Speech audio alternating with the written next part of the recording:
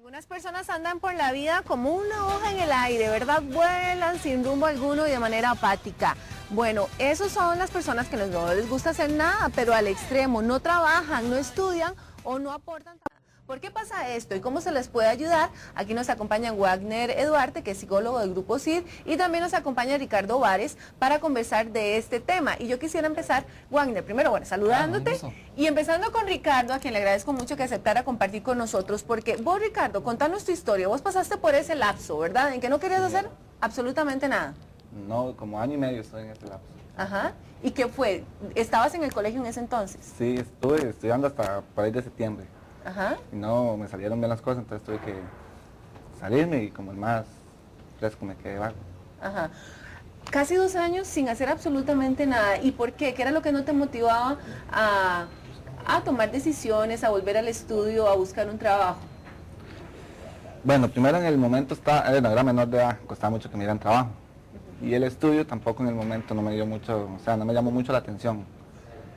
Y tuve que quedarme ahí, tranquilo y como el más vago y salir todos los días, no hacer nada. De pronto a otro empecé como a recapacitar lo tiempo perdido, que fuera ganancia en un futuro. Entonces me dediqué ahí a trabajar cualquier cosa, lo primero que me saliera para costar de ayudar a mi mamá y salir adelante. ¿En tu casa cuántos son? Somos 4. ¿Vos sos el número qué? Del medio. El del medio. ¿Y qué decía tu familia? ¿Qué decían tus hermanos? ¿Qué decía tu mamá? Bueno, mi hermano nunca me dijo nada. Mi hermana es la más menor. En la que siempre pasaba encima mío era mi mamá, así. Así. Ya cuando ya sentía mucha presión fue cuando ya hice conciencia que tenía que hacer algo. ¿Qué fue lo que te hizo clic para tomar esa decisión, Ricardo? Comprarme mis cosas, porque yo le pedía plata a mi mamá, me decía que no, y ya era mucho tiempo así. Entonces yo dije, no, hay que cambiar. Y necesito ayudar a ella, porque ella estaba en un momento muy duro, estaba sola también. Y tuve que ponerme a trabajar en cualquier cosa, primero que me apareciera. Y ahora sí ya tenés un trabajo estable, sí, y le ayudas a tu familia. 21 años tiene Ricardo y aquí lo vamos a tener también como para aprovechar y enriquecer esa entrevista.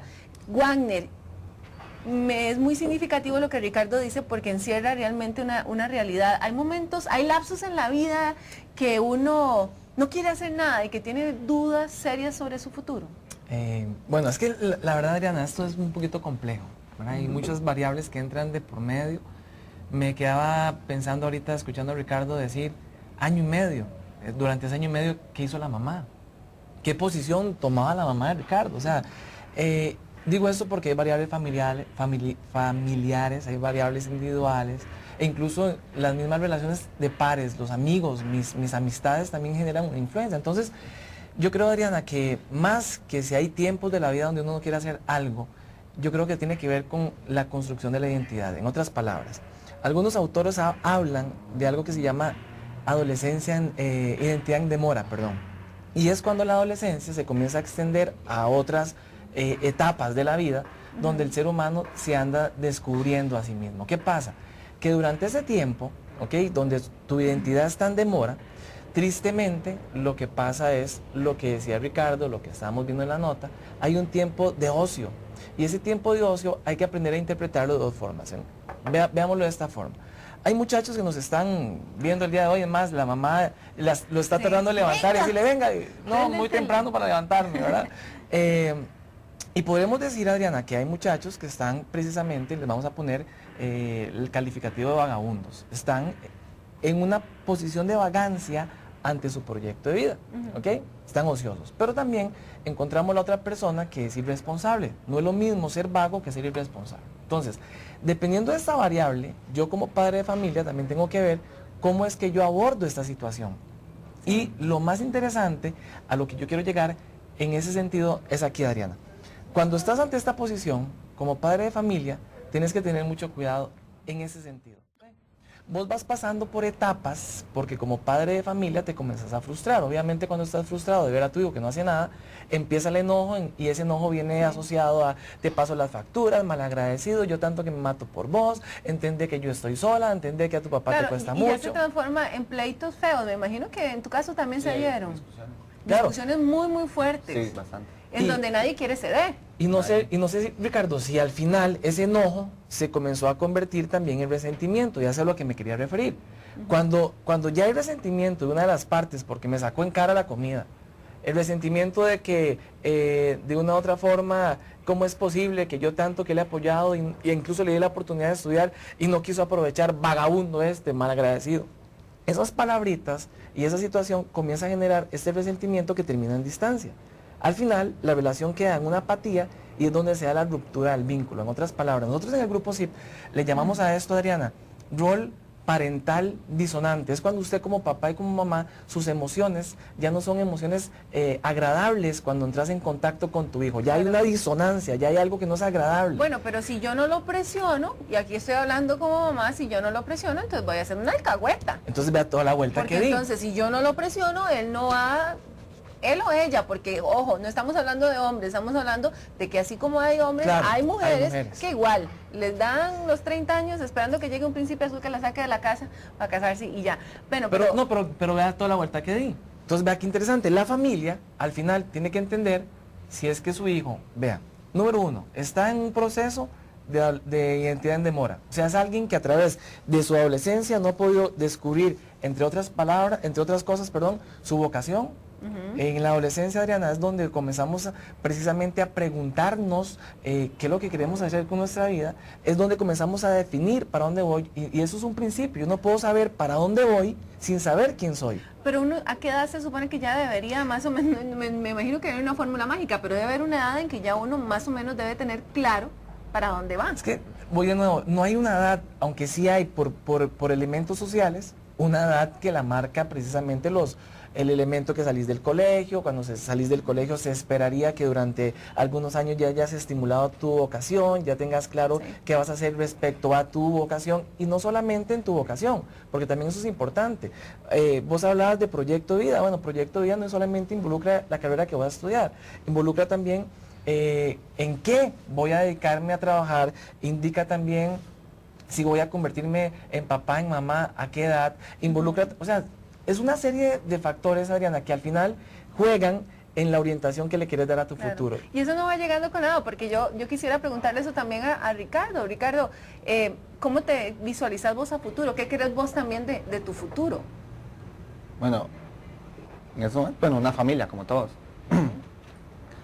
De terminar los estudios sería ahorita, porque uno se arrepiente, claro, se arrepiente de todo el tiempo perdido. Y eso sí lo tenés claro, que tenés que volverte a retomar tus estudios para poder salir adelante. Exactamente. Al final no quiero sonar mediocre con algo, al final puede ser tiempo perdido, pero si al final sacaste un aprendizaje, sacaste una lección, al final fue ganancia. O sea, tristemente, Adriana, hay gente que sí, hay gente que, perdonen la expresión que voy a decir, pero hay gente que está vegetando en la casa. O sea, hay gente que realmente no ve más allá. Y aquí también hay que hacer un alto, y esto es un paréntesis, Adriana, pero también hay algo que en psicología se le llama la bulia. La bulia es un trastorno de tu voluntad. O sea, vos no tenés deseo de hacer cosas, vos no tenés deseo de luchar, y esta bulia está asociada muchas veces a elementos como depresión, incluso hay otros trastornos mentales y afectivos que entran en juego. Y eso es importante que también los papás lo sepan, porque también hay que diagnosticarlo y también hay que valorarlo a partir de la historia de vida. Yo siento que en casa muchos ya deben haber, todos conocemos a alguien que entra en este campo, ¿verdad? Que no le gusta hacer nada, que está en la casa tirado panza para arriba, etc. Pero, Wagner, ¿cómo hago yo para que reaccione?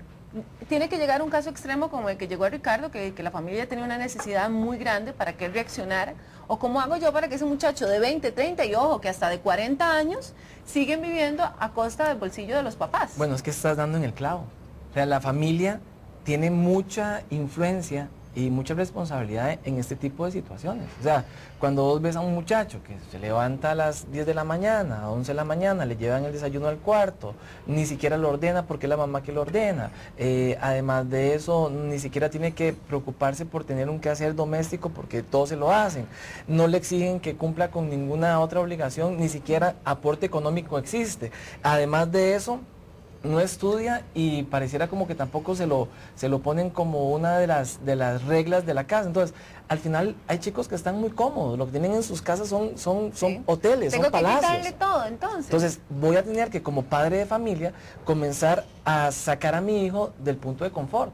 O sea, no vamos a salir del tema, pero lo mismo con la infidelidad. O sea, cuando usted ve a un hombre que está con una mujer que está con un hombre en una relación extramarital, y la otra persona en la relación sabe la situación como tal y lo permite, pues lo metes en punto de confort. Es lo mismo con esta situación. Hay hijos que están súper cómodos y yo voy a tener que comenzar a eliminar ciertos privilegios, ciertos beneficios, para que desde ahí, Adriana, podamos generar alguna influencia, que dicho sea paso, sonará muy feo, pero ahí es donde los padres de familia tienen que darse cuenta de una verdad absoluta, y es de que lo que hoy mi hijo es, yo he aportado en lo que él es. O sea, yo soy responsable, no estoy culpabilizando a nadie, pero es que los papás y las mamás nos dicen a nosotros, es que no entiendo por qué mi hijo es así. No, señora, ¿cómo no entiende? Si no ve que usted le está tendiendo la cama. Como dice el dicho, al que le cae el guante, que se lo plante. Ya no se habla de establecer un proyecto de vida, se habla de orientar al futuro. O sea, vos no podés decir a los 17 años, ok, este va a ser mi proyecto de vida, voy a hacer esto, voy a hacer eso. ¿Por qué? Porque la vida es cambio, la vida es inestable, la vida tiene variables que al final vos las pudiste haber proyectado de un momento a otro, se cayó tu plan. Lo que hace es orientar al futuro, y en esa orientación al futuro entra en juego las motivaciones del ser humano. En otras palabras, vámonos otra vez al caso. Qué importante es que los padres de familia se sienten con el chico, se sienten con la hija y le pregunten, a ver, ¿qué pasa? ¿Cuáles son las motivaciones de vida que usted tiene? Cuando yo hablo de motivaciones, Adriana, no estoy hablando desde el paradigma tradicional de que la motivación es eso que uno siente. No, yo no estoy hablando de eso. La motivación tiene que ver con las causas y las razones que me mueven a mí hacia algo. Eso es motivación. Claro. Y cuando hablamos de causas y razones, yo tengo como ser humano, como adolescente, ir descubriendo cuáles son las causas, las razones que van a dirigir mi vida, y eso lo hago a través de una pregunta que, créanme, que es muy complicada poderla a veces responder, porque es un proceso también de vida que tiene que ver con el para qué de las cosas. En otras palabras, cuando yo me pregunto, ¿para qué estoy yo aquí? ¿Para qué yo estoy viviendo? ¿Para qué yo soy hijo? ¿Para qué yo soy amigo? ¿Para qué yo voy a meterme en un noviazgo? ¿Para qué yo voy a estudiar? Ahí es donde yo voy a estar descubriendo mis motivaciones, y la calidad de mis motivaciones es lo que va a determinar mi proyecto de vida.